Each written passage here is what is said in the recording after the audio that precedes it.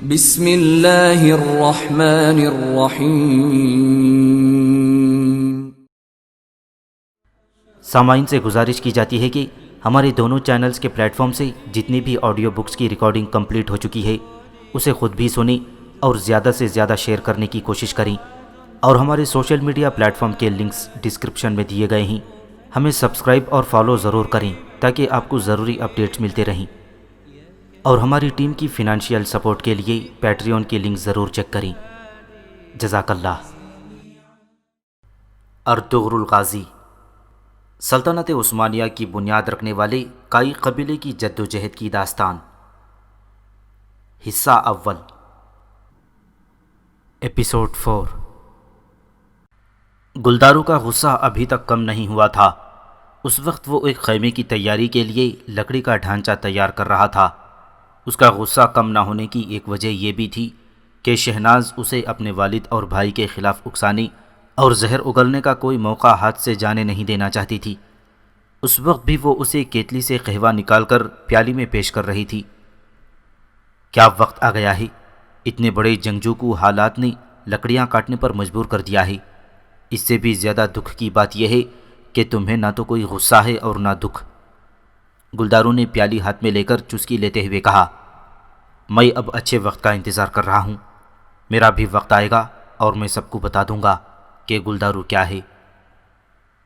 کیا سوچ رہے ہو تم؟ کیا سوچا ہے تم نے؟ کیا مجھے نہیں بتاؤ گے؟ کیا کرنے والے ہو تم؟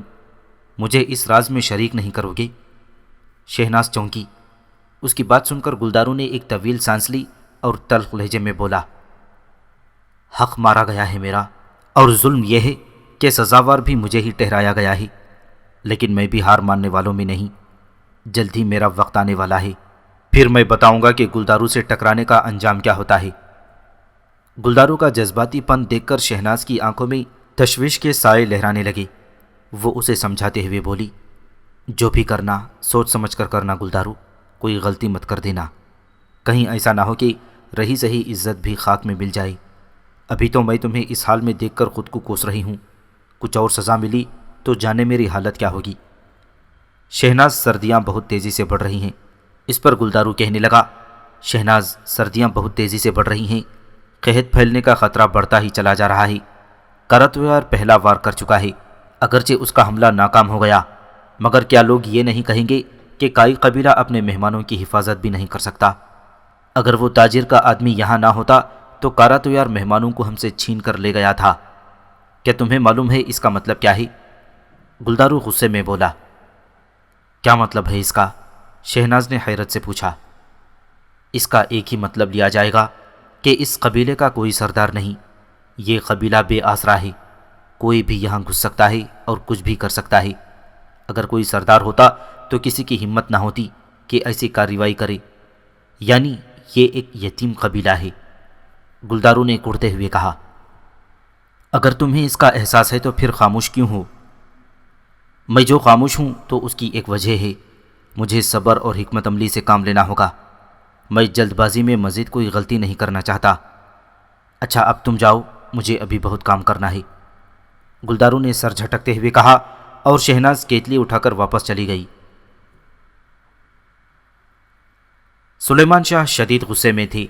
حلیمہ نعمان اور شہیر کو اغوا کرنے کی کوشش کرنے والے واقعے نے انہیں پریشان کر دیا تھا۔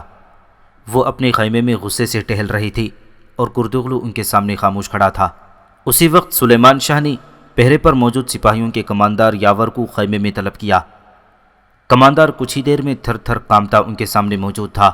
سلیمان شاہ اسے دیکھتے ہی غصے سے بولے، میں نے تمہیں کل رات کا گشت بڑھانے کی ہدایت کی تھی، تم نے میری اور پورے قبیلے کی عزت خاک میں ملا دی۔ اگر تمہاری نااہلی نہ ہوتی تو اس بدذات کاراتویار کے آدمی قبیلے میں کیسے گھس سکتے تھے؟ کماندار نے دھیمے لہجے میں کہا، لیکن میرے آقا، پہرا تو بہت سخت تھا، گشت بھی بڑھا دیا گیا تھا، تو پھر اس کے آدمی اندر کیسے گھس گئے؟ بولو، جواب دو۔ سلیمان شاہ نے تلملا کر پوچھا۔ ایک ہی بات سمجھ میں آتی ہے آقا، ضرور قبیلے کے اندر سے کوئی آدمی ان سے ملا ہوا ہے، اندر سے کوئی نہ ملا ہوتا تو وہ آ ہی نہیں سکتے تھے قبیلے میں۔ کماندار نے سوچتے ہوئے کہا۔ کماندار نے ایک اہم بات کی تھی۔ سلیمان شاہ چونک گئے اور پلٹ کر کردوغلو کی طرف دیکھا۔ تم نے سنا کردوغلو؟ کیا کہہ رہا ہے یہ؟ کیا ایسا ممکن ہے؟ کردوغلو یہ سن کر گھبرا گیا تھا۔ اس نے تیزی سے پینترا بدلا اور مؤدب لہجے میں بولا، نہیں میرے آقا، ہمارا کوئی آدمی ایسی نیچ حرکت کرنے کا سوچ بھی نہیں سکتا۔ یاور صرف اپنی نااہلی پر پردہ ڈالنے اور اپنی گردن بچانے کے لیے ایسا کہہ رہا ہے۔ کماندار یاور سر جھکائے کھڑا تھا۔ کردوغلو نے چالاکی سے کہا، یہ سمجھ رہا ہے ہم اس کی بکواس پر یقین کر لیں گے اور اس کی نااہلی پر پردہ ڈال دیا جائے گا۔ میں تمہیں آج سے معزول کرتا ہوں۔ رات کے جتنے بھی پہرے دار ہیں انہیں کہو کہ میدان میں پہنچیں اور اپنی سزا بھگتنے کے لیے تیار ہو جائیں۔ سب کو کڑی سزا ملے گی، کسی کو بھی اتنی بڑی حماقت اور نااہلی پر بخشا نہیں جائے گا۔ سلیمان شاہ نے کماندار کی طرف دیکھتے ہوئے سخت لہجے میں کہا، جو حکم میرے آقا۔ کماندار یاور نے سر جھکایا اور الٹے قدموں واپس چلا گیا۔ کماندار کے جاتے ہی سلیمان شاہ ٹہلتے ہوئے کردوغلو کے قریب آئے اور سخت لہجے میں کہا، کیا کارا تو یار اتنا دلیر ہو گیا ہی کہ ہمارے گھر میں گھس کر مہمانوں کو اٹھا لے جانے کی ہمت کر بیٹھی؟ اتنی ہمت کہاں سے آ گئی اس میں؟ وہ ناکام ہو گیا ہی اور ظاہر ہے اس ناکامی پر خاموش نہیں بیٹھے گا۔ کردوغلو سلیمان شاہ کا غصہ دیکھ رہا تھا۔ اس نے مؤدب لہجے میں کہا، محترم اجازت دیں تو میں کارا تویار سے بات کرتا ہوں۔ سلیمان شاہ نے گرج کر کہا، کون سی بات؟ کیسی بات؟ پچھلی بار بھی تو تم گئی تھی، کیا نتیجہ نکلا اس کا؟ احمق بنا دیا اس نے تمہیں، اب کس منہ سے بات چیت کرو گے تم؟ محترم اس حملے میں وہ کمزور ثابت ہوا ہے، اس کے آدمی مارے گئے ہیں، اب میں اس سے اس کی زبان میں بات کروں گا۔ اگر آپ اجازت دیں تو میں بات کرتا ہوں اس سے۔ کردوغلو نے کہا، کوئی ضرورت نہیں، میں اس سے اس کی زبان میں تم سے بہتر بات کر سکتا ہوں۔ سلیمان شاہ کا انداز اب بھی جلالی تھا۔ تو پھر اب کیا کیا جائے؟ کردوغلو نظریں چراتے ہوئے بولا، اس کے آدمیوں کی لاشیں گھوڑوں پر لاد کر واپس بھجوا دو، اس کے بعد کارا تویار سے اسی زبان میں بات ہوگی۔ اس کا سپاہی اس طرف دکھائی دیا تو اس کی لاش واپس جائے گی اور وہ بس یہی زبان سمجھ سکتا ہے۔ سلیمان شاہ نے فیصلہ سنایا تو کردوغلو نے سمجھانے والے انداز میں کہا، ایک بار پھر سوچ لیں آقا، سلجوقی اتنے کمزور نہیں کہ ہم ان سے کھلم کھلا ٹکر لے سکیں۔ میرے سامنے بزدلی کی باتیں مت کرو کردوغلو، سلطان کے لشکر کو یہاں تک پہنچنے میں بہت دن لگتے ہیں اور کارا تویار کی فوج اتنی طاقتور نہیں کہ ہم اس سے دب جائیں۔ اس کی سپاہ اگر اتنی مضبوط ہوتی تو وہ اب تک ہم پر حملہ کر چکا ہوتا۔ سلطان کے ساتھ جو ہمارا معاہدہ ہے وہ اسے کب کا توڑ چکا ہوتا۔ وہ اچھی طرح جانتا ہے کہ اس کے پاس چند سو سوار ہیں اور ہم ان چند سو سواروں کو بہت آسانی سے شکست دے سکتے ہیں۔ سلیمان شاہ نے اسے ڈانٹ دیا تھا۔ اور میرے آقا اس کے بعد کیا ہوگا؟ کردوغلو نے مؤدب مگر طنزیہ لہجے میں کہا۔ سلیمان شاہ ایک لمحے کے لیے چپ ہو گئی اور پھر کچھ سوچتے ہوئے بولے، اس کے بعد کا مرحلہ ارطغرل پر منحصر ہے، لیکن خواہ کچھ بھی ہو جائے میں اپنی قبائلی روایات کا خون نہیں ہونے دوں گا۔ پھر کردوغلو نے اس بات پر خاموش رہنا مناسب سمجھا۔ اسے معلوم تھا کہ اگر وہ کارا تویار کے حوالے سے مزید کچھ کہے گا تو ساری برائی اس پر آ جائے گی۔ ویسے بھی وہ سردار کے سامنے زیادہ بولنے کی ہمت نہیں کر سکتا تھا۔ سلیمان شاہ کے خیمے سے نکلتے ہی کردوغلو گلدارو کے پاس پہنچ گیا، جو ابھی تک لکڑی کے کام میں مصروف تھا۔ جب گلدارو نے کردوغلو کو اپنی جانب آتے دیکھا تو قدم بڑھا کر اس کے پاس پہنچ گیا اور پر اعتماد لہجے میں بولا، کل رات جو حملہ ہوا اس کی خبر آپ کو تھی پہلے سے؟ کردوغلو گھبرا کر اس کی طرف دیکھنے لگا، پھر اس نے تیزی سے خود کو سنبھال لیا اور تلخ لہجے میں بولا، بھئی ماشاء اللہ، بھتیجا ہو تو اتنا بے لحاظ جو اپنے چچا کی آنکھوں میں آنکھیں ڈال کر اس پر غداری کا الزام لگا سکی۔ تمہارے والد بھی کچھ ایسا ہی کر رہی تھی، اس کا مطلب ہے کہ مہمان میری توقع سے زیادہ اہم ثابت ہوئے ہیں۔ کردوغلو کے لہجے میں خفگی تھی۔ اپنی بات مکمل کرتے ہی وہ جانے کے لیے پلٹا تو گلدارو نے اس کا بازو پکڑ لیا اور دھیمی آواز میں بولا، آج رات میرے خیمے میں تشریف لائیں، آپ سے اس موضوع پر بات کرنی ہے۔ اس سے پہلے کہ یہ معاملہ ہم سب کے لیے بڑی مصیبت بن جائے، ہمیں اس سے جان چھڑانی ہے۔ کردوغلو نے اس کی طرف دیکھ کر اسبات میں سر ہلایا اور واپس چلا گیا۔ رات ہوتے ہی کردوغلو گلدارو کے خیمے میں پہنچ گیا۔ شہناز نے اس کے بیٹھتے ہی بھنا گوشت لا کر سامنے رکھ دیا۔ کچھ دیر ادھر ادھر کی باتیں کرنے کے بعد گلدارو نے کہا، میں یہ نہیں مان سکتا کہ کاراتویار کے لوگ ہمارے قبیلے میں موجود نہیں، ہمارے ارد گرد اس کے جاسوس ضرور موجود ہوں گے۔ میں اب بھی اس یقین پر قائم ہوں کہ کائی قبیلے کا کوئی بھی فرد کاراتویار کی جاسوسی نہیں کر سکتا۔ کردغلو نے اپنا خیال ظاہر کیا۔ آپ کی کیا بات ہوئی تھی کاراتویار سے؟ گلدارو نے پوچھا۔ میں نے اس سے وقت مانگا تھا سلیمان شاہ کو قائل کرنے کے لیے، مگر اس نے مہلت ختم ہونے سے پہلے ہی حملہ کر دیا، کردغلو نے بتایا۔ کتنے افسوس کی بات ہے کہ ہم نے جن لوگوں کو پناہ دی ان کی ہی حفاظت نہ کر سکے، گلدارو نے کہا۔ بڑھتی عمر نے سلیمان شاہ کو بے اختیار کر دیا ہے، قبیلے کا امن اور نظم و نسق بگڑتا جا رہا ہے، اگر ہم نے کچھ نہ کیا تو پورا قبیلہ بکھر جائے گا، کردغلو نے موقع سے فائدہ اٹھاتے ہوئے کہا۔ وہ میرے بابا ہیں، مگر قبیلے کا مفاد ہر رشتے سے بڑھ کر ہے، گلدارو نے جواب دیا تو کردغلو نے اس کی آنکھوں میں جھانکتے ہوئے پوچھا، پھر تم نے کیا سوچا ہے؟ ارطغرل کی واپسی کا انتظار کروں گا، اگر وہ خالی ہاتھ آیا تو میں ایک پل بھی صبر نہیں کروں گا، گلدارو نے سوچتے ہوئے کہا۔ اور تمہارے بابا، ان کا کیا ہوگا؟ کردغلو نے کہا۔ بابا بڑے ہیں، محترم ہیں، مگر میں وہی کروں گا جو قبائلی روایات کہتی ہیں۔ اسی وقت گلدارو کے خیمے کا پردہ سرکا اور سلیمان شاہ اندر داخل ہو گئے۔ کردغلو کا رخ پردے کی طرف تھا اور گلدارو کی پیٹھ اس کی طرف تھی۔ کردغلو کی نظر جو ہی سلیمان شاہ پر پڑی، اس کی آنکھوں میں خوف دوڑ گیا۔ گلدارو نے اس کا رنگ فق ہوتے دیکھا تو پلٹ کر دیکھا، اب اس کی بھی وہی حالت ہو گئی تھی۔ وہ تیزی سے کھڑا ہوا اور سینے پر ہاتھ رکھ کر سلیمان شاہ کو تعظیم دی۔ سلیمان شاہ خاموشی سے چلتے ہوئے ان کے سامنے آئے اور سخت لہجے میں کہا، قبائلی روایات صرف ان سے بات کرتی ہے جو ان کو سننے کے اہل ہوتے ہیں۔ گلدارو کا چہرہ سلیمان شاہ کو سامنے دیکھ کر تاریک ہو گیا تھا، اس کا سر جھکا ہوا تھا، جبکہ سلیمان شاہ بغور ان دونوں کی طرف دیکھ رہے تھے۔ سلیمان شاہ آگے بڑھے اور ان کے پاس بیٹھ گئی۔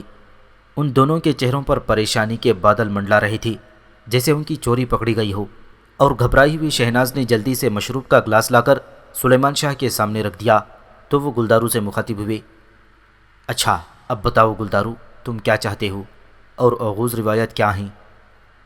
اگر میں ایک سردار ہوتا اور کوئی میرے قبیلے پر حملہ کرتا تو میں سب سے پہلے پہرا دینے والے سپاہیوں کو سزا دیتا، گلدارو نے جواب دیا۔ تم کیا کہتے ہو کردغلو؟ انہوں نے کردغلو سے پوچھا۔ میرا خیال ہے سلیمان شاہ نے جو سزا دی وہ بالکل درست ہے، کردغلو نے موقع پر ہی الٹی قلابازی کھا لی۔ یہ سن کر سلیمان شاہ نے چند لمحے خاموشی اختیار کی اور پھر اپنے بیٹے کی طرف دیکھتے ہوئے کہا، دیکھو بیٹا، ایک دن تم خود سردار بنو گے، ذرا سوال کے جواب پر غور کرو، اب اپنے ذہن کو بیکار کی چیزوں میں مت الجھاؤ، صرف یہ سوچو کہ تم اپنا کل کا کام بہترین طریقے سے کیسے کر سکتے ہو۔ یہ کیا کام ہے جو کل سے شروع ہو رہا ہے؟ گلدارو نے پوچھا۔ تم نے وہ ساری چیزیں جمع کرنی ہیں جو کارواں فروخت کے لیے اپنے ساتھ لے جائے گا، کارواں 3 روز میں روانہ ہونے والا ہے۔ سلیمان شاہ نے اسے ایک اہم کام سونپا تو کردغلو بے چینی سے بول اٹھا، بھائی، تاجر سامان کیوں نہیں لے رہے؟ کاراتویار کے ارادے نیک نہیں، وہ کارواں پر حملہ کرنے کی جسارت کر سکتا ہے، اسی وجہ سے ہم تاجروں کو سامان نہیں دے رہے، بلکہ یہ اہم کام میرا بیٹا گلدارو انجام دے گا۔ سلیمان شاہ نے اس کے کندھے پر ہاتھ رکھتے ہوئے کہا تو گلدارو نے ادب سے سر جھکا دیا۔ جو آپ کا حکم بابا حضور۔ قریب بیٹھی شہناز کے چہرے پر یہ سن کر ناگواری کے آثار نمودار ہو گئی تھی، مگر اس نے کچھ کہنا مناسب نہ سمجھا اور اٹھ کر اپنے کام میں مصروف ہو گئی۔ آغا جان نے ایک مرتبہ پھر نعمان کا علاج کرنا شروع کر دیا تھا۔ حملے سے قبل اس کی حالت کافی بہتر ہو گئی تھی، مگر اب وہ پھر سے کافی نڈھال دکھائی دے رہا تھا۔ زخم پر پٹی باندھنے کے بعد وہ جاتے ہوئے حلیمہ کو ایک خاص مرہم بھی دے گئی تھی جو وقفے وقفے سے نعمان کے زخم پر لگانا تھا۔ آغا جان کے جاتے ہی عارفین اندر آ گیا، اس کے ہاتھ میں ایک پوٹلی تھی۔ نعمان نے اسے دیکھتے ہی اٹھنے کی کوشش کی تو عارفین نے اس کے قریب بیٹھتے ہوئے کہا، لیٹے رہیے، آپ کو آرام کی ضرورت ہے۔ پھر اس نے پوٹلی حلیمہ کی طرف بڑھاتے ہوئے کہا، یہ لو بیٹی، اسے اپنے بابا کو کھلائیں، انشاءاللہ جلد شفا ہوگی۔ حلیمہ نے پوٹلی لے کر ایک طرف رکھ دی۔ نعمان نے اس کی طرف دیکھتے ہوئے تشکرانہ انداز میں کہا، تمہارا بہت شکریہ، ہماری جانیں بچائی ہیں تم نے۔ اس میں احسان کیسا، یہ تو میرا فرض تھا، عارفین نے کہا۔ ہم نے اب تک تمہارا نام نہیں پوچھا، میں اپنے محسن کے لیے دعا کرنا چاہتا ہوں، کیا نام ہے تمہارا؟ نعمان کی بات سن کر عارفین نے اپنی دستار اتار کر نیچے رکھ دی۔ اس نے اپنی گردن میں سے ایک زنجیر نکالی اور شہیر سے بولا، ذرا میری طرف جھکیں شہیر۔ شہیر نے حلیمہ اور بابا کی طرف دیکھا اور پھر اپنی گردن عارفین کی طرف جھکا دی۔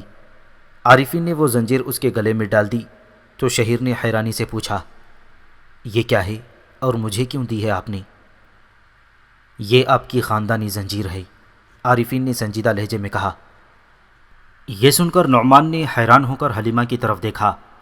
حلیمہ بھی یہ دیکھ کر خاموش ہو گئی تھی۔ اس کا مطلب تھا کہ یہ شخص ان کی سچائی سے آگاہ تھا۔ وہ جانتا تھا کہ حلیمہ، نعمان اور شہیر کون ہیں۔ پھر عارفین نے کہا، میں آپ کے بھائی ملک رکن الدین کا ایک جانثار ہوں، میرا نام شمس الدین عارفین ہے۔ آپ کے بھائی نے میرے بازوؤں میں دم توڑا اور یہ انہی کی دی ہوئی شاہی زنجیر ہے۔ اچھا تو آپ ہیں عارفین؟ نعمان نے چونک کر کہا۔ جی محترم شہزادے، عارفین نے ادب سے کہا۔ آپ کے بارے میں بہت سن رکھا تھا، بہت اعلیٰ کماندار ہیں، نعمان نے کہا تو عارفین نے دھیرے سے کہا، جی اللہ کی مہربانی ہے۔ نعمان نے اس کی طرف دیکھ کر کچھ سوچتے ہوئے کہا، لیکن مجھے کیسے یقین آئے کہ آپ ہی عارفین ہیں؟ یہ بھی تو ہو سکتا ہے کہ یہ سلطان علاء الدین کی کوئی چال ہو۔ میری سمجھ میں نہیں آ رہا کہ آپ نے اپنی جان کیوں خطرے میں ڈال لی ہے میرے لیے۔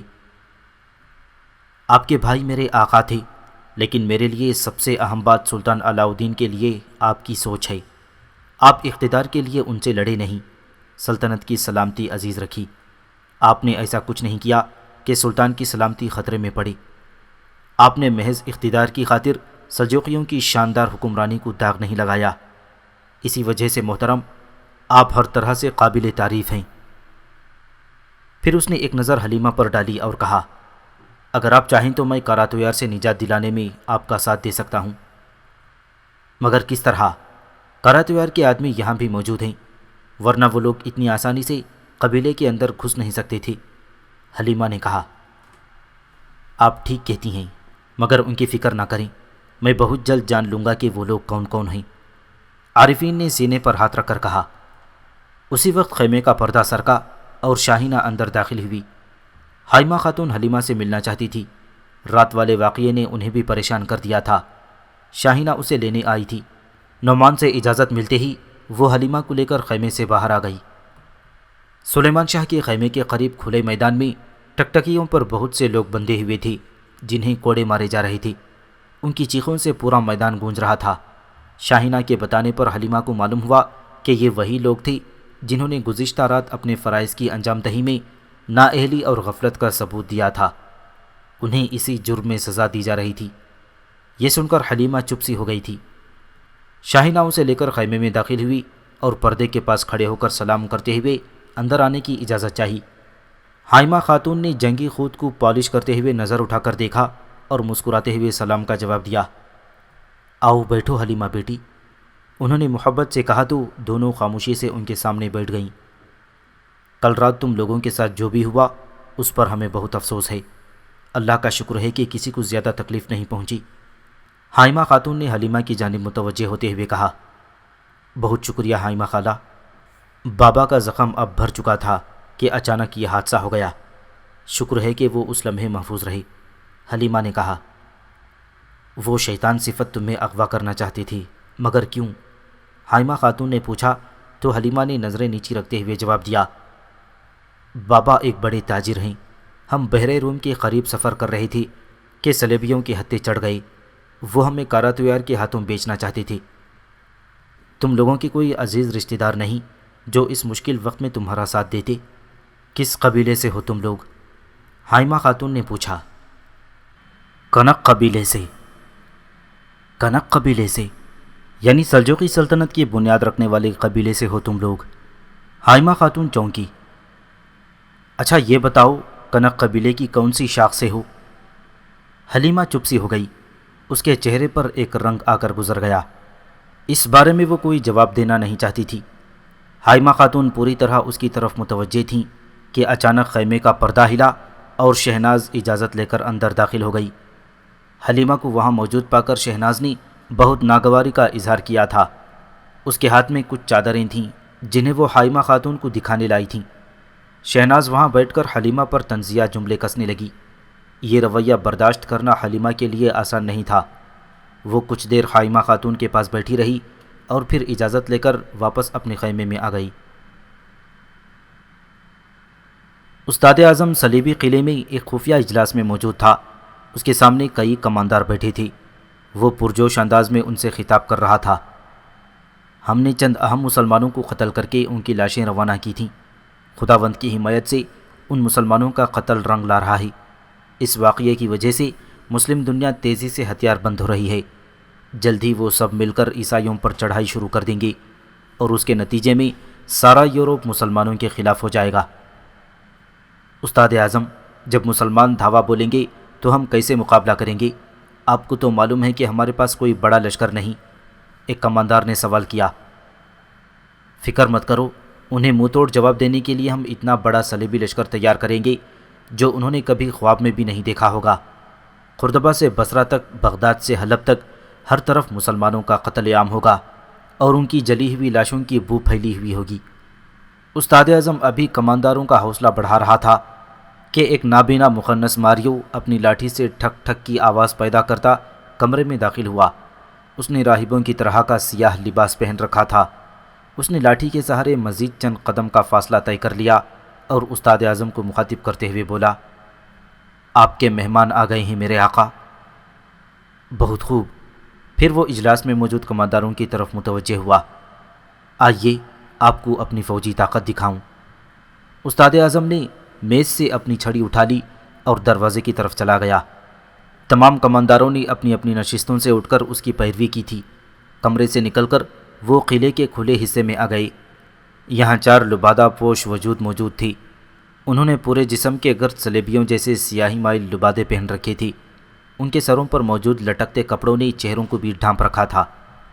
استاد اعظم اپنے کمانداروں کو لے کر ان عورتوں کے قریب آیا تو سب نے اپنا رخ ان کی طرف کر لیا۔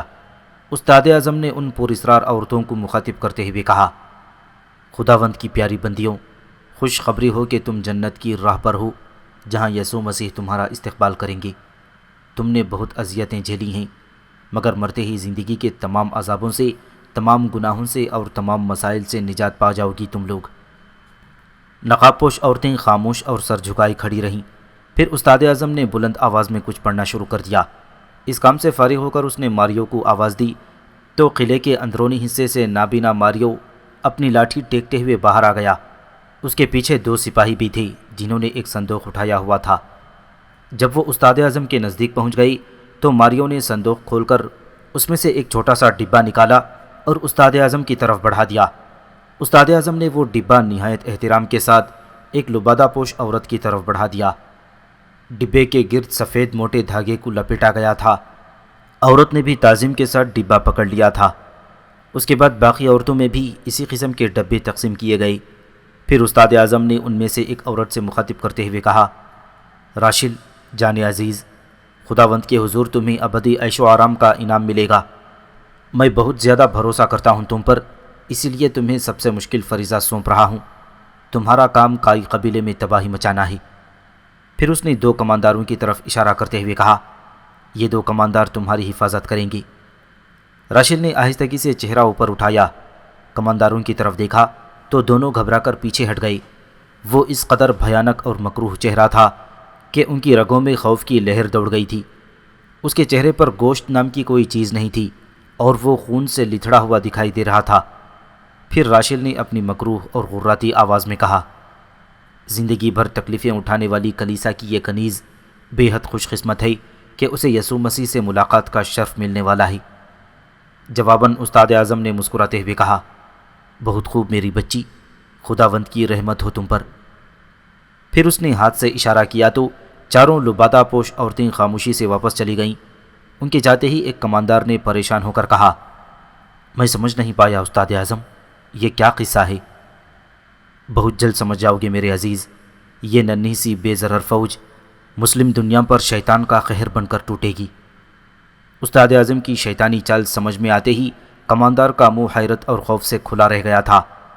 وہ چاروں عورتیں طاعون کے مرض میں مبتلا تھیں اور زندگی کے آخری ایام گزار رہی تھیں، اور اب وہ مسلمانوں کے علاقوں میں جا کر طاعون پھیلنے کا سبب بننے والی تھیں۔ ارطغرل اپنے ساتھیوں اور ابن العربی کے ہمراہ حلب پہنچ چکا تھا، جو کہ ایک مضبوط قلعے میں آباد تھا۔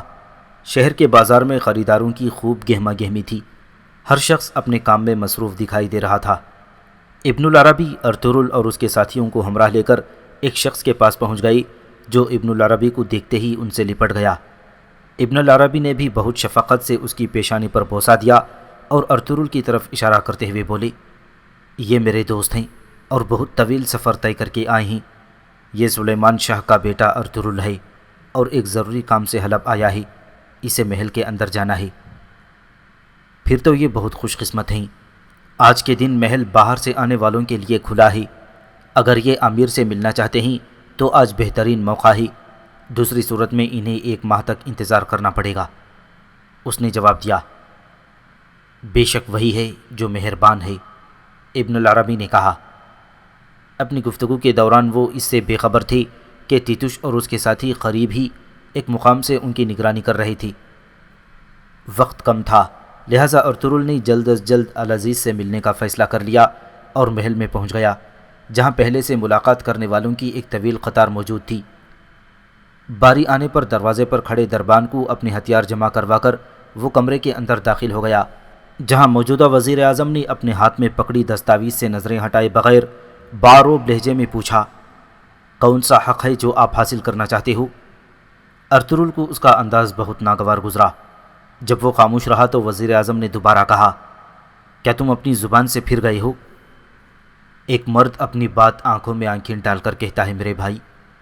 یہ سنتے ہی وزیر اعظم نے چونک کر گردن گھمائی اور بغور ارطغرل کے چہرے کا جائزہ لیتے ہوئے بولا، درست کہا، میری آنکھیں اور کان تمہارے ساتھ ہیں، اب بات کرو۔ میں کائی قبیلے کے سردار سلیمان شاہ کے سفیر کے طور پر آیا ہوں، میں ان کا بیٹا ارطغرل ہوں۔ ارطغرل نے باوقار لہجے میں اپنا تعارف کروایا۔ اچھا، تو آپ کیا چاہتے ہیں سردار کے بیٹے؟ وزیر اعظم نے نرم لہجے میں پوچھا۔ ہمیں یہاں رہنے کے لیے زمین چاہیے، ارطغرل نے اپنی آمد کا مقصد بیان کیا۔ تو آپ کو زمین چاہیے، اس کے بدلے میں آپ ہمیں کیا دیں گے؟ تمہارے مویشیوں کی وجہ سے فصلوں کو نقصان پہنچنے کے علاوہ ہمارے شہر پر بوجھ بھی ہوگا۔ وزیر اعظم نے اس کے مقابل پہنچ کر پوچھا، کیا شہر نے تم سے تمہاری اصل بھلا دی ہے بھائی؟ ارطغرل نے کہا تو وزیر اعظم چونک کر اسے دیکھنے لگا۔ آپ کی انگلی میں موجود انگوٹھی سے ظاہر ہے، یہ صرف ایک زیور نہیں، آپ کی انگلی کافروں پر تیر چلاتے چلاتے خراب ہو گئی ہے۔ اگر آپ ہمیں زمین دے دیں تو کائی قبیلہ آپ کی حمایت میں اٹھ کھڑا ہوگا جب بھی آپ کسی مصیبت میں ہوں گے۔ ارطغرل نے پیشکش کی، اس کے لیے میرے محل کے محافظ ہی کافی ہیں، خدا حافظ، سفر بخیر سردار زادے۔ وزیر اعظم نے ارطغرل کا کندھا تھپ تھپایا اور پلٹ کر آگے بڑھ گیا۔ چلو واپس، ایک محافظ نے آگے بڑھ کر ارطغرل کا بازو کھینچا۔ چھوڑو مجھے، ارطغرل نے اسے نظر انداز کرتے ہوئے دوبارہ وزیر اعظم کو آواز دی، مگر جیسے ہی محافظ نے اسے پیچھے دھکیلنے کی کوشش کی، ارطغرل نے اس کے سینے پر ہاتھ رکھ کر دور اچھال دیا۔ محافظ کے گرتے ہی کمرے میں موجود دیگر سپاہی تیزی سے اپنے ساتھی کی مدد کے لیے آگے بڑھے۔ ارطغرل پہلے سے ان کا منتظر تھا۔ جیسے ہی وہ قریب آئے، ارطغرل نے ایک کو گھونسا رسید کر کے نیچے گرا دیا اور دوسرے کو اٹھا کر اس کے اوپر پٹک دیا۔ اب وہ تینوں ڈھیر ہو چکے تھی۔ وزیر اعظم یہ منظر دیکھ کر حیران رہ گیا تھا۔ اپنے محل کے محافظوں کو شمار کرتے ہوئے 3 کو گنتی سے نکال دیجیے گا، ارطغرل نے پر اعتماد لہجے میں کہا۔ اسی وقت دروازے کی جانب سے ستائشی تالیوں کی آواز سنائی دی تو سب چونک کر اس کی طرف دیکھنے لگے، کیونکہ اندر آنے والا امیر حلب العزیز تھا۔ اس کے چہرے پر ارطغرل کی بہادری دیکھ کر خوشگوار حیرت تھی۔ بہت خوب، زبردست تماشا، اعلیٰ۔ وزیر اعظم، میں اس ترک جنگجو کے بارے میں مزید جاننا پسند کروں گا۔ ہم آج رات کے کھانے پر آپ کی کہانی اور خانہ بدوشوں کے سفر کی داستان سننا چاہیں گے۔ آپ کا کیا خیال ہے نوجوان؟ یہ میری عزت افزائی ہے حضور، ارطغرل نے ادب سے سینے پر ہاتھ رکھتے ہوئے کہا تو العزیز مسکراتا ہوا آگے بڑھ گیا۔ جبکہ وزیر اعظم کی نظریں اب بھی ارطغرل کے چہرے پر مرکوز تھیں۔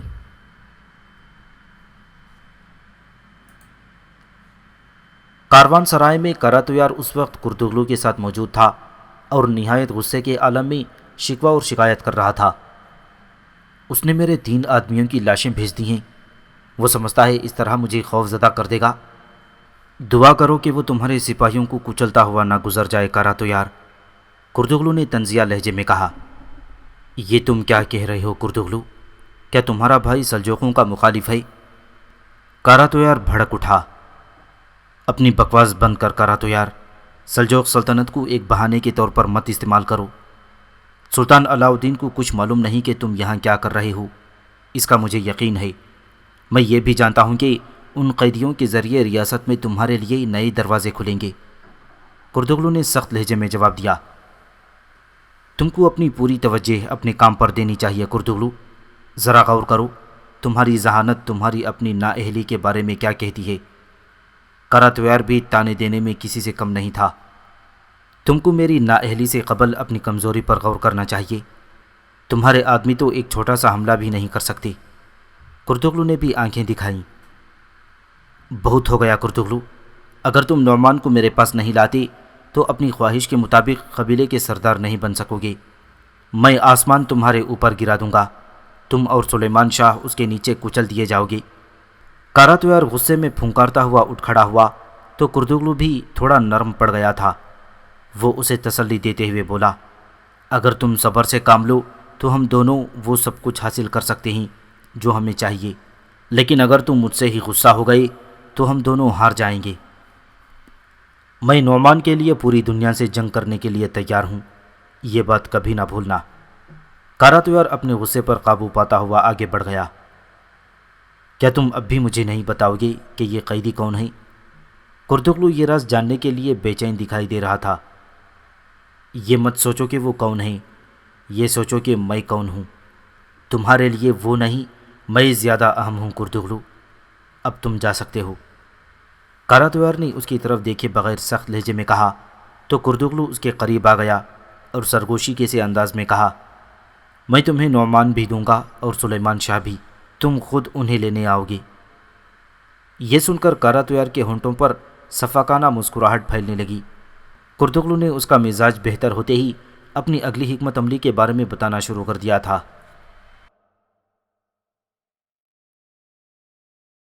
ارطغرل اس وقت شاہی محل میں موجود تھا۔ نورگل، بابر، روشان اور الیاس فقی بھی اس کے ہمراہ تھے۔ وہ سب حمام میں غسل کے لیے آئے ہوئے تھے۔ ارطغرل کسی گہری سوچ میں گم تھا۔ جب الیاس فقی نے اسے پریشان دیکھا تو قریب آ گیا۔ آپ اتنے فکر مند کیوں ہیں؟ امیر کے محل میں کھانے کی دعوت ہمارے حق میں بہت مبارک رہے گی۔ انہوں نے ہمیں زمین کا ٹکڑا دیا، نہ ہی کوئی وعدہ کیا ہے۔ دیکھتے ہیں خدا نے ہمارے لیے کیا لکھا ہے۔ ارطغرل نے اپنے خدشات کا اظہار کیا تو الیاس فقی بھی خاموش ہو گیا۔ جب نورگل، بابر اور روشن غسل سے فارغ ہوئے تو یہ دیکھ کر حیران رہ گئے کہ ان کے ہتھیار اس جگہ موجود نہیں تھے جہاں وہ رکھ کر گئی تھی۔ جب یہ بات ارطغرل کو بتائی گئی، وہ اور الیاس فقی بھی چونکے بغیر نہ رہ سکے۔ رات کو ارطغرل اپنے ساتھیوں کے ہمراہ العزیز کے شاہی دسترخوان پر موجود تھا۔ العزیز ان کے ساتھ بہت اچھے انداز میں پیش آیا تھا۔ ارطغرل نے اسے سفر کے تمام حالات بتائے۔ تفصیلات سن کر العزیز نے سوال کیا، تم پر جو حملہ ہوا اس میں تمہارا کوئی آدمی تو جان سے نہیں گیا؟ نہیں عالی جناب، ارطغرل نے جواب دیا۔ تم لوگوں پر میرے علاقے میں حملہ ہوا ہے، العزیز نے کہا اور پھر وزیر اعظم کی جانب دیکھا۔ ہم اپنے سپاہی بھیجیں گے اور ان کو یہاں رہنے نہیں دیں گے۔ بالکل عالی جناب، درست فرمایا۔ وزیر اعظم نے سر تسلیم خم کر لیا۔ ان سب کو سخت سزا دے دی گئی ہے، وہ سب مر چکے ہیں، ارطغرل نے ادب سے جواب دیا تو العزیز اس کی بات پر مسکرا دیا۔ اس کے بعد سب کھانے میں مشغول ہو گئی۔ کچھ دیر بعد وزیر اعظم نے کہا، میں جانتا ہوں خشک سالی نے خانہ بدوشوں کو بری طرح متاثر کیا ہے۔ علاؤالدین ان پر ضرورت سے زیادہ مہربان ہے، حالانکہ وہ جانتے ہیں کہ تمہارے مویشیوں نے شہروں اور دیہاتوں کو تباہ کر دیا ہے۔ اوغوز قبائل کا اندرونی خلفشار الگ سے مسئلہ ہے۔ ہر ایک کو اپنے مویشیوں کی اور اپنی خوراک کی فکر لگی ہوئی ہے۔ اس پر ارطغرل نے جواب دیا، ہر ایک کو اپنے مویشیوں کی اور اپنی خوراک کی فکر لگی ہوئی ہے۔ خشک سالی نے قبائل کو بری طرح اپنی لپیٹ میں لیا ہے، اس لیے چند باغی اور لٹیرے لوگوں کو بطور مثال نہیں پیش کیا جا سکتا۔ العزیز خاموشی سے اس کی باتیں سن رہا تھا۔ ایک طرف سے منگول، دوسری طرف سے سلیبی۔ جہاں تک خوارزم شاہ اور سلجوقوں کا تعلق ہے، ان کو ابھی میں نے گنا ہی نہیں۔ ہمیں ایک ایسے اتحادی کی ضرورت ہے جو اس آگ پر پانی ڈال دی، تیل نہیں۔ عالم اسلام کے اندر مختلف گروہوں کی باہمی لڑائیاں سب کچھ تباہ کر رہی ہیں، تو کیا ہمیں یہ آگ بجھانے کی ضرورت نہیں عالی جناب؟ وزیر اعظم نے کہا۔ ہمیں بالکل یہ آگ بجھانی ہوگی۔ العزیز نے مشروب کا گھونٹ حلق سے اتارا۔ ہماری تلوار ان کی ڈھالوں سے ٹکرانے کے لیے نہیں، نہ ہی ہمارے گھوڑے ان سے لڑنے کے لیے ہیں۔ ہمیں ایک ایسے اتحادی کی ضرورت ہے جو ہمارے گھروں میں جلنے والی آگ کو بجھا سکے۔ ارطغرل نے اعتماد سے کہا۔ تمہارے ساتھ ہم کس طرح کا معاملہ کر سکتے ہیں؟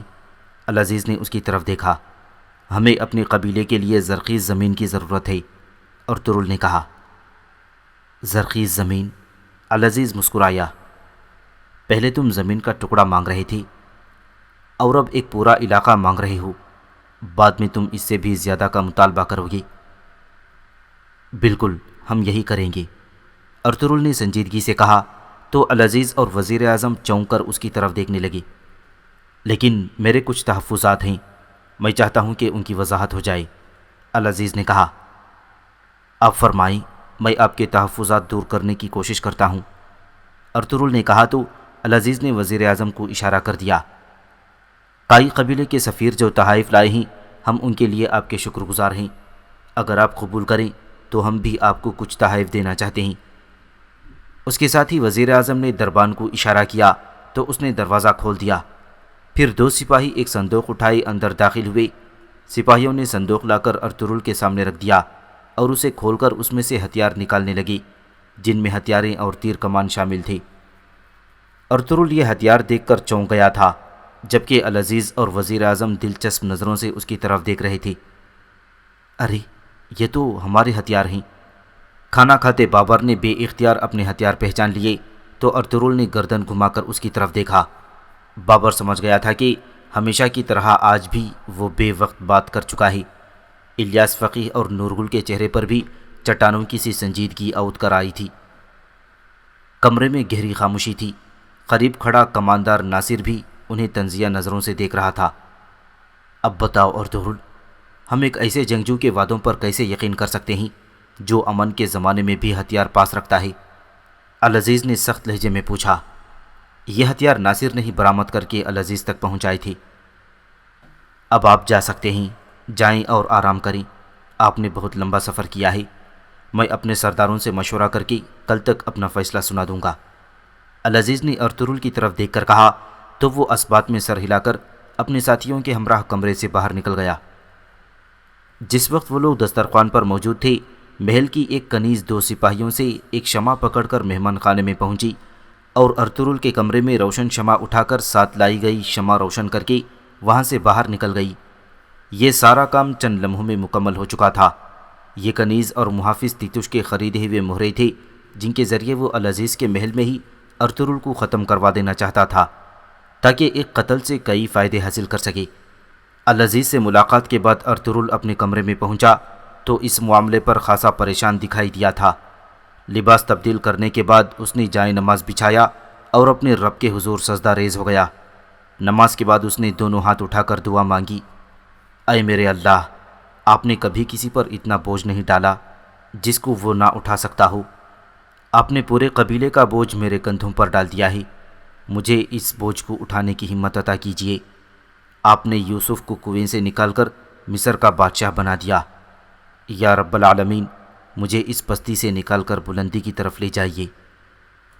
دعا سے فارغ ہو کر جیسے ہی ارطغرل جائے نماز سے اٹھا، اسے اپنا سر گھومتا ہوا محسوس ہونے لگا۔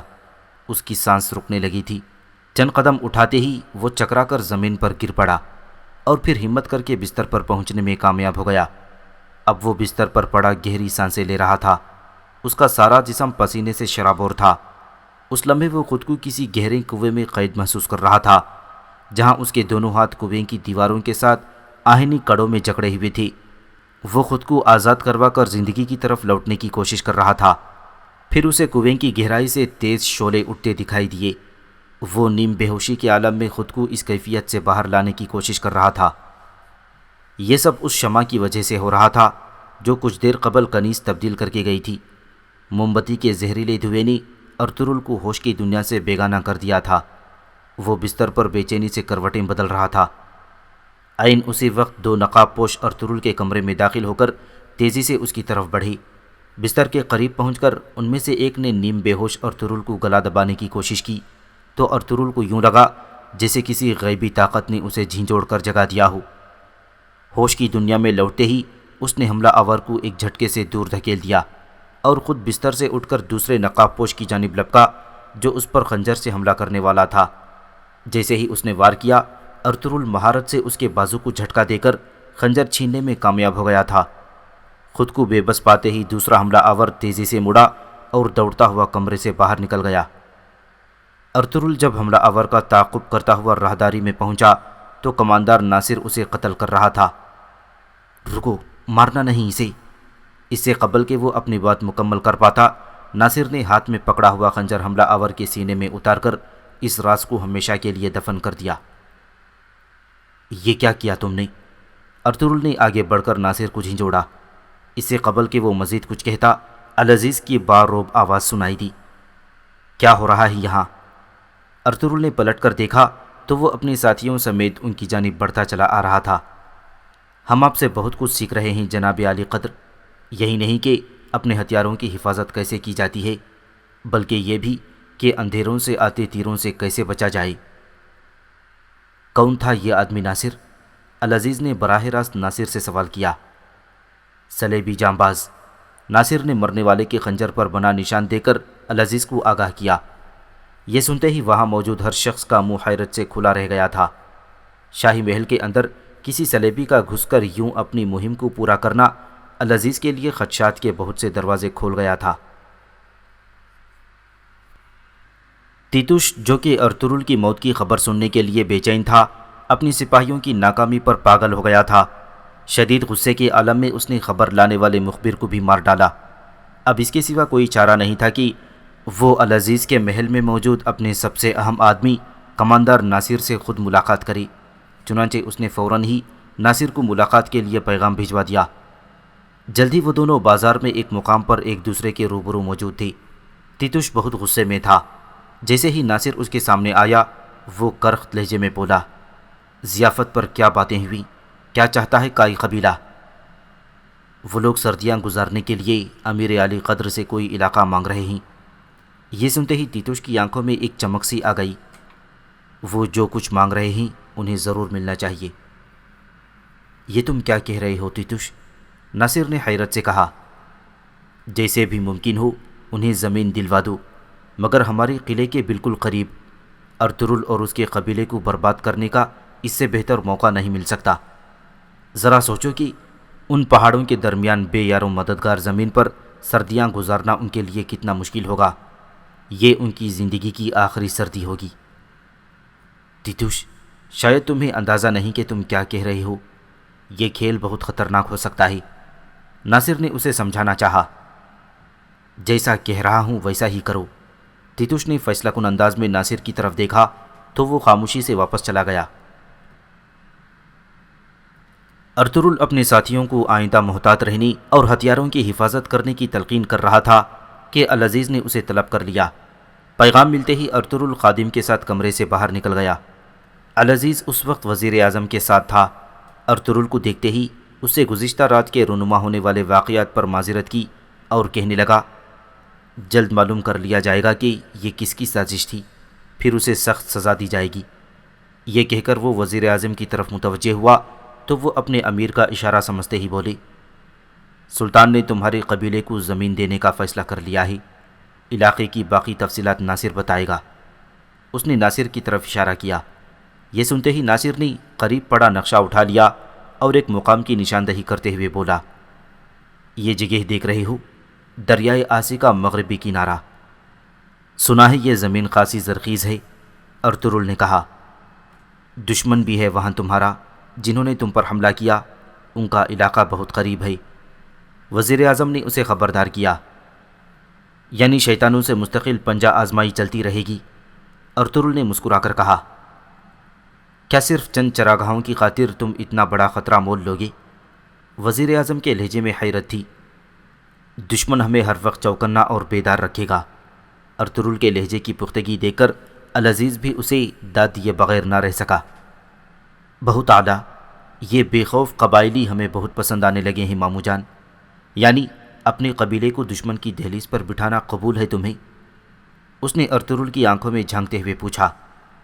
اگر تم اپنے دشمن سے پنجہ آزمائی کے لیے تیار ہو تو ہم یہی کہہ سکتے ہیں کہ اللہ تمہاری حفاظت کرے۔ وزیر اعظم نے بھی اسے داد دی۔ تمہاری بے خوفی نے حیران کر دیا ہے مجھے۔ العزیز نے اس کی بہادری کا اعتراف کر لیا۔ جب ہمیں آپ جیسے دوستوں کا ساتھ حاصل ہے تو دشمن ہم پر کیسے خوف طاری کر سکتا ہے؟ ارطغرل نے ان سب کی طرف دیکھ کر کہا تو العزیز نے اس کے شانے پر ہاتھ رکھ کر اپنی حمایت کا یقین دلا دیا۔ العزیز سے رخصت ہو کر ارطغرل اپنے ساتھیوں کے پاس پہنچ گیا اور ان کے اداس چہروں کی طرف دیکھ کر اعلان کر دیا، خوش ہو جاؤ تم سب لوگ بھی، العزیز مان گیا ہے اور اب ہم اپنی سرزمین دیکھنے جا رہے ہیں۔ یہ سنتے ہی سب نے خوشی کا نعرہ بلند کر دیا۔ روانگی کی تیاریاں شروع کر دی گئیں۔ حلب چھوڑنے سے قبل ارطغرل ایک بار ابن العربی سے ملنا چاہتا تھا، مگر یہ سن کر خاموش ہو گیا تھا کہ ابن العربی وہاں سے کوچ کر چکے تھی۔ کوئی نہیں جانتا تھا کہ وہ کہاں گئی تھی اور کب واپسی ہوگی۔ اس خبر پر ارطغرل کے دل میں یہ سوال ضرور پیدا ہوا تھا کہ اب وہ کہاں اور کب ابن العربی سے مل پائیں گے۔ پھر اس نے اپنی خواہش کو رب کی رضا پر چھوڑ دیا اور ساتھیوں کے ہمراہ نئی سرزمین کی طرف روانہ ہو گیا۔ جب وہ اس سرسبز و شاداب علاقے میں پہنچے تو اس کی خوبصورتی دیکھ کر اپنے پروردگار کی نعمتوں کی تعریف کیے بغیر نہ رہ سکے۔ اے میرے اللہ، تو کیسا قادر مطلق ہے، جنت ہے یہ تو زمین پر۔ بابر نے ایک بلند مقام سے میدان کا نظارہ کرتے ہوئے کہا، مگر جہنم بھی قریب ہے، بھولنا مت میرے دوستوں۔ نورگل نے خبردار کیا۔ درست کہا نورگل نے، وہ سامنے پہاڑیوں کے پیچھے سلیبیوں کی سرحد لگتی ہے۔ ارطغرل نے بتایا، تو ان شیطانوں کا علاقہ بھی آس پاس ہی ہوگا؟ روشان نے اپنے خیال کا اظہار کیا۔ شیطان تو ہر جگہ موجود ہے، ہمارے علاقے میں، حلب میں، ہر جگہ۔ الیاس فقی نے کہا تو بابر خوشی سے چلانے لگا، یعنی بہت مزہ آنے والا ہے ان شیطانوں سے پنجہ آزمانے کا۔ سب ہنستے ہوئے ان کی طرف دیکھنے لگے تھے۔ پھر ارطغرل نے گھوڑا آگے بڑھا دیا اور وہ پہاڑی سے اتر کر کھلے میدان میں پہنچ گیا۔ یہی میدان اب ان کا نیا گھر تھا۔ وہ سب بہت خوش دکھائی دے رہے تھے۔ اس زمین سے انہیں دلی لگاؤ محسوس ہونے لگا تھا۔ الیاس فقی نے مٹی کورید کر یہ خوشخبری بھی سنا دی تھی کہ زمین میں تھوڑی گہرائی پر پانی بھی موجود ہے۔ وہ سب جانتے تھے کہ اس جنت جیسی زمین پر آبادی نہ ہونے کی وجہ سے صلیبیوں کی سازشیں اور خوف تھا۔ ارطغرل جانتا تھا کہ صلیبی ان کے خون کے پیاسے ہو گئی تھی۔ اس کی وجہ ان صلیبیوں کی موت تھی جن کے چنگل سے ارطغرل نے حلیمہ، نعمان اور شہیر کو نجات دلائی تھی۔ اپنے پروردگار کا شکر ادا کرنے کے بعد ارطغرل نے کائی قبیلے کا پرچم نکال کر ہاتھ میں پکڑا اور اپنے جانبازوں کی طرف دیکھتے ہوئے پرعزم لہجے میں بولا، سورج سے اونچا پرچم اٹھائی، آسمان کو خیمہ بنائی، برق رفتار گھوڑوں پر ہم تا حد نظر دوڑتے چلے جائیں گے، شمشیروں سے عشق کریں گے ہم، لشکر ہمارا ناقابل تسخیر بنے گا، ہمارا پرچم انشاءاللہ بہت جلد امن و انصاف کی علامت بن کر ابھرے گا۔ اللہ کے مقدس پیغام کو ہم دنیا کے کونے کونے میں پہنچا کر دم لیں گے۔ یہ کہتے ہی اس نے نیزے پر لگے جھنڈے کو زمین میں گاڑ دیا اور الیاس فقی نے دعا کے لیے ہاتھ بلند کر لیے۔ جیسے ہی سب لوگ دعا سے فارغ ہوئے، ارطغرل کی عقابی نظروں سے کچھ فاصلے پر ٹوٹے ہوئے تنے کے عقب میں چھپے اس نوجوان کو دیکھ لیا تھا جو حلب سے ان کا تعاقب کرتا یہاں پہنچا تھا۔ چنانچہ ارطغرل غیر محسوس طریقے سے آگے بڑھا اور اپنے ساتھیوں کو وہیں چھوڑ کر اس نوجوان کے عقب میں پہنچ گیا۔ اس کے قریب پہنچ کر ارطغرل نے خنجر نکالا اور نوجوان کے گلے پر رکھ کر سخت لہجے میں کہا، میں جانتا ہوں تم حلب سے ہمارے تعاقب میں ہو، یہ بتاؤ کیوں آئے ہو تم یہاں اور کون ہلا رہا ہے تمہاری ڈوریاں؟ اس سے قبل کہ وہ اپنی بات مکمل کرتا، اس کی گرفت میں پھڑپھڑاتے اس نوجوان نے انگلی میں پہنی انگوٹھی کا اوپری حصہ کھول کر اس میں موجود زہر منہ میں ڈال لیا۔ زہر کھاتے ہی وہ ماہی بھی آپ کی طرح تڑپنے لگا تھا۔ اتنی دیر میں نورگل اور دوسرے لوگ بھی وہاں پہنچ گئے، لیکن نوجوان کا جسم ٹھنڈا ہو چکا تھا۔ یہ تو جہنم رسید ہو گیا، نورگل نے اس کی حالت دیکھ کر کہا۔ اس دوران ارطغرل قریبی جھاڑیوں کے عقب میں بندھے ایک گھوڑے تک پہنچ چکا تھا، جس پر بندھے چھوٹے سے پنجرے میں کبوتر بھی موجود تھا۔ لگتا ہے یہ شخص کبوتر خبر رسانی کے لیے لایا تھا، الیاس فقیہ نے کہا۔ تو پھر پیغام لکھ کر اسے واپس مالک کے پاس روانہ کر دو۔ ارطغرل نے ہدایت کی اور واپس اس جانب بڑھ گیا جہاں انہوں نے آگ کا الاؤ روشن کیا ہوا تھا۔ بہت جلد انہیں واپسی کا سفر بھی شروع کرنا تھا۔